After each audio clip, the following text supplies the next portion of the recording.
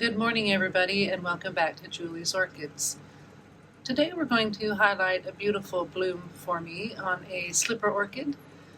So this is Paph Edithae or Edithiae, however you pronounce it. Anyway, this is a first time bloomer for me, but not a first time bloomer. I bought this plant in flower last year. We have now produced my first very lovely bloom.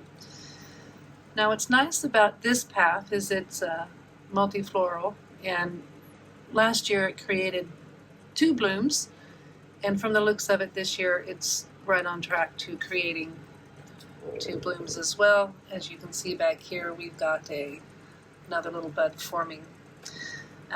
So this is a primary hybrid, and it is a cross between Paph bellatulum and Paph Charlesworthii. It was created in 1900 by Charlesworth LTD, and I got mine from Nikki's Slippers over east, and it's just an absolute beauty. What I really like about this flower is how fuzzy it is. The flower spike is just really super fuzzy, and it also has very beautiful leaves, nice patterning to the foliage. See, we've got a very lovely slipper here.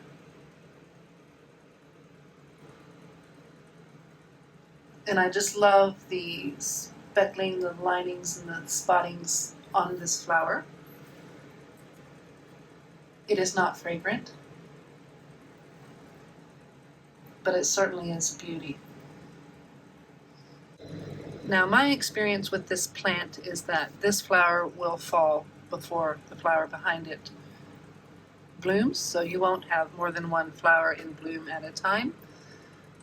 But that's okay, because this flower here lasted, even with transport, several weeks when it was transported from the eastern states to here when I bought it last year.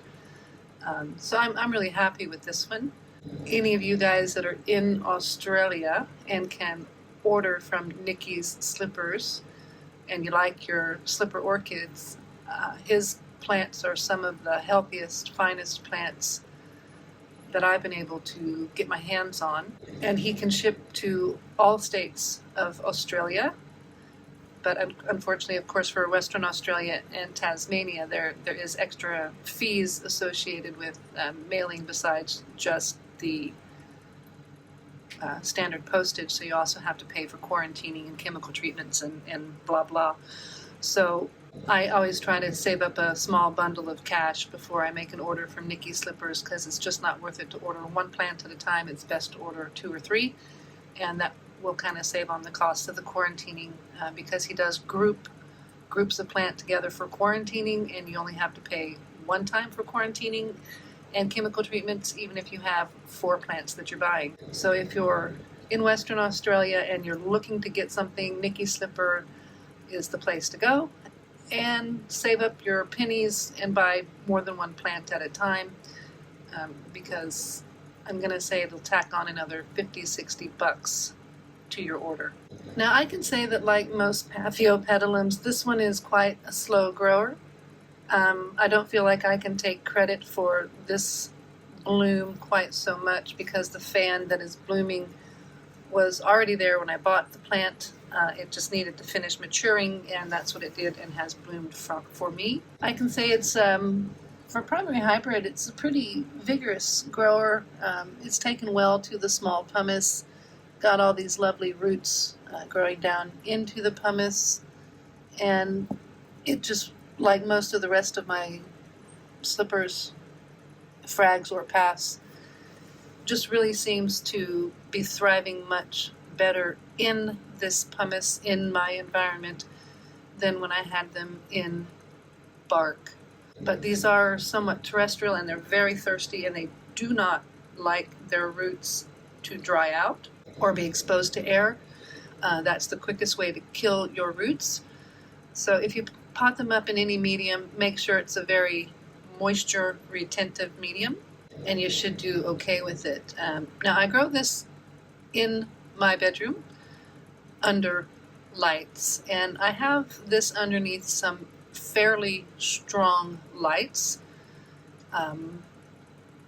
probably along the same intensity as I give my dendrobiums and cattleyas, which you think, wow, that's quite a bit of light. So they are underneath the strongest light that I have, but the shelves are quite a bit lower down to leaf levels to avoid burning them. So I was burning a few of them because I had just too much light, but I just lowered the shelf that was on another 2 inches and they're doing just fine. So on the shelf behind that, you can see this is where I've got the rest of some of my paphs, and they all seem to be doing quite well and growing along quite happily, but I don't have that many that are actually blooming size. So most of mine are these little tiny seedling ones that I've purchased from Easy Grow Orchids, and all of my paphs and frags that are blooming size I've purchased from Nikki's Slippers. Alrighty then, well, a cute little quick video on a stunningly beautiful slipper orchid.